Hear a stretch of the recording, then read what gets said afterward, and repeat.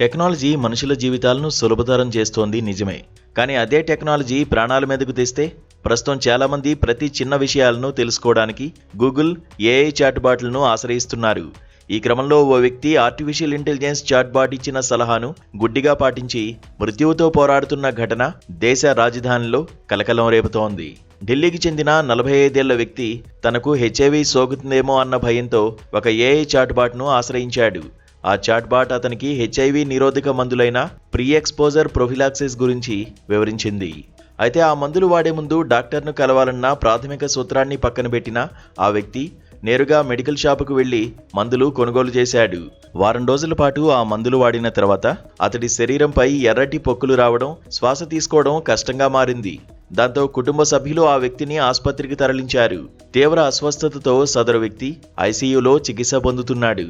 AI సలహాతో మందులు వేసుకున్న ఆ వ్యక్తికి స్టీవెన్స్ జాన్సన్ సిండ్రోమ్ సోకినట్లు వైద్యులు నిర్ధారించారు. ఇది ఒక అరుదైన, అత్యంత ప్రమాదకరమైన చర్మ వ్యాధి అని వైద్యులు చెబుతున్నారు.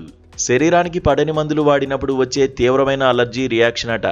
దీనివల్ల చర్మం పైపొర ఊడిపోవడం, కళ్ళు, నోరుతో పాటు ఊపిరితిత్తుల వంటి అంతర్గత అవయవాలు దెబ్బతింటాయి.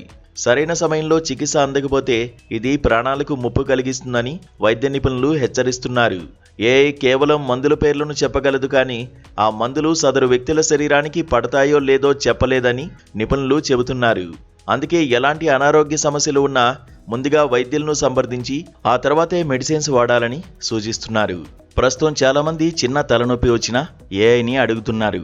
కానీ ఏఐకి ఆ వ్యక్తుల వయసు, బరువు, మెడికల్ హిస్టరీ, జన్యుపరమైన సమస్యలేవీ తెలియవు.